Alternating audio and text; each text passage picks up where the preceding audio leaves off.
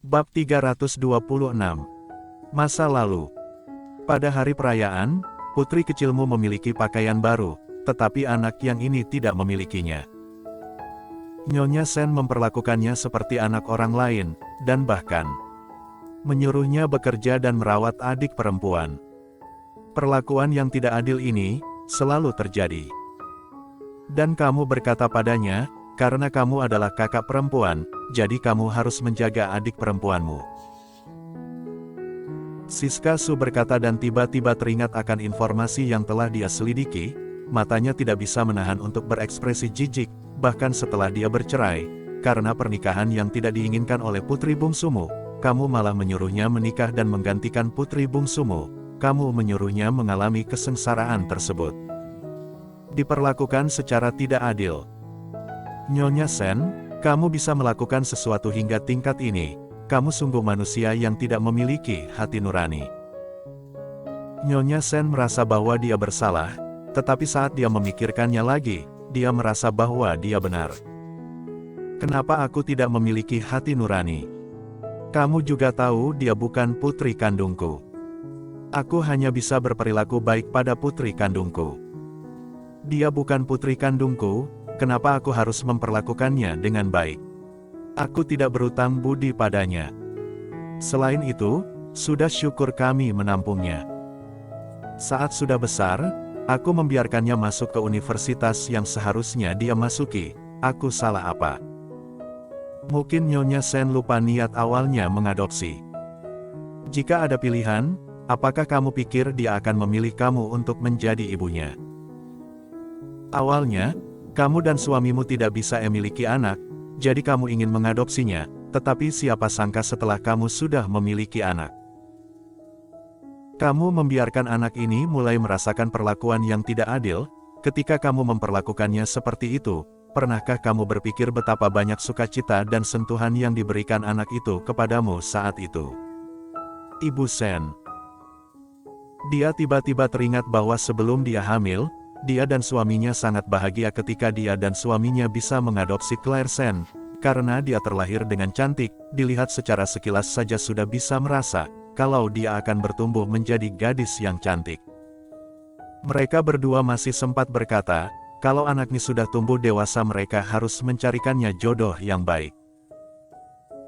Namun, setelah mereka sudah memiliki anak sendiri, pikiran itu berangsur-angsur berubah, dan bahkan menjadi muak dengan Claire Sen, dia merasa bahwa anak ini hanya menghabiskan uangnya, jadi dia mulai tidak membelikan Claire Sen pakaian baru.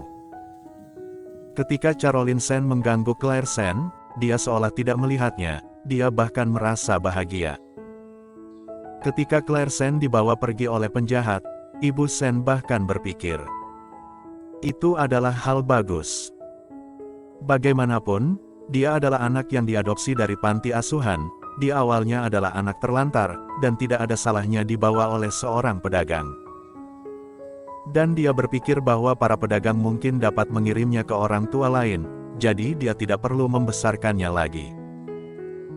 Pikiran-pikiran ini semakin menggila, tetapi kemudian polisi menelepon dan berkata kalau orangnya sudah ditemukan, dan memintanya untuk ke kantor polisi. Dia ragu untuk waktu yang lama dan akhirnya baru pergi menjemput Claire Sen.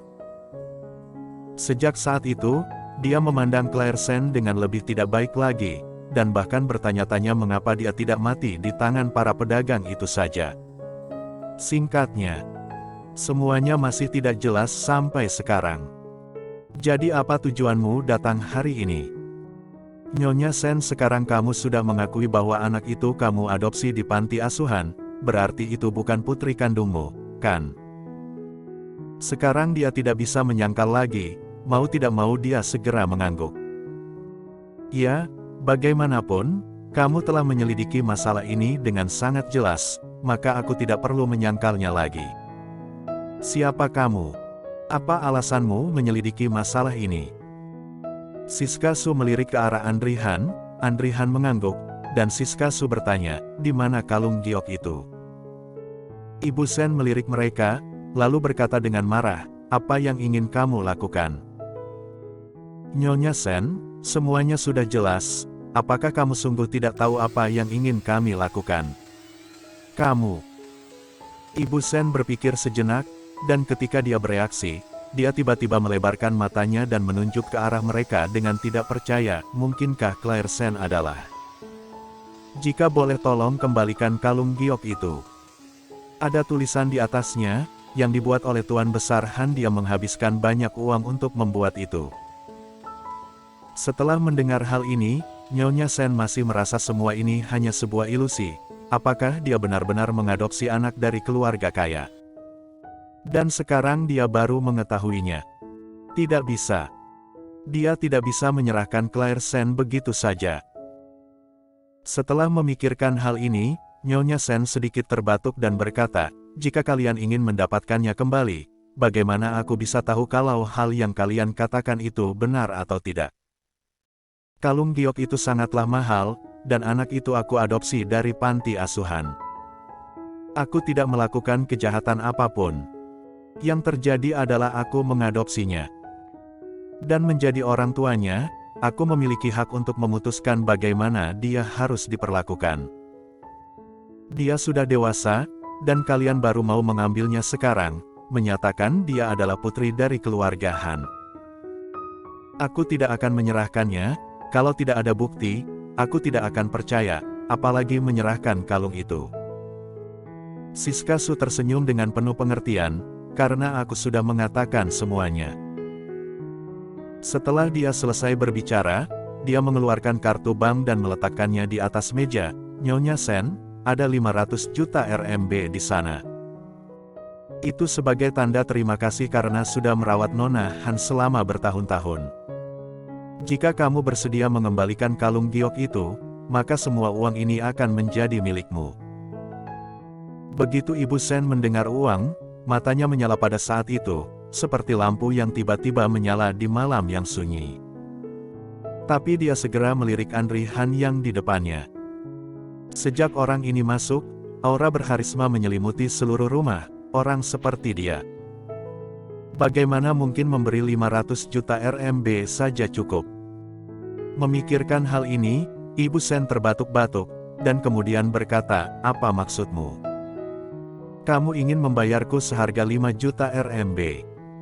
Apakah aku terlihat seperti orang yang mata duitan? Menurut penyelidikan kamu memiliki utang sebesar 1 juta rem, dan itu adalah hutang judi. Baru-baru ini, suamimu juga sudah banyak berhutang. Putri sulungmu Claire Sen telah membayar 300.000 RMB untukmu, kan? Ibu Sen, sepertinya kamu benar-benar sudah menyelidiki semuanya. Nyonya Sen, kamu adalah orang yang pintar. Kamu pasti bisa memperhitungkan uang ini dengan baik. Uang 1 juta digunakan untuk menutupi hutang judi itu. Sisa uangnya cukup untuk pensiun kalian suami istri. Apa maksud kalian?" Ibu Sen berdiri dengan marah, tetapi dia takut dengan aura Andri Han. Suaranya sedikit lebih tenang, "Aku telah membesarkannya lebih dari 20 tahun, dan kamu ingin menukarnya dengan uang. Jika bisa, aku juga tidak ingin membahas uang denganmu." "Kalau begitu Siska Su," Andri Han tiba-tiba berkata. Siska Su bereaksi dan maju dan menyimpan kartu banknya. "Awalnya, kami datang tanpa menyiapkan uang, karena kamu adalah orang baik hati yang telah membesarkannya selama lebih dari 20 tahun. Jika menggunakan uang untuk menyelesaikan masalah benar-benar menyakitkan. Sekarang tampaknya pemikiran kita sama." Nyonya Sen melihatnya mengambil uang itu kembali, matanya terbelalak kaget. Ada apa ini? Dia menginginkan lebih banyak uang, tetapi dia tidak menyangka. Bersambung.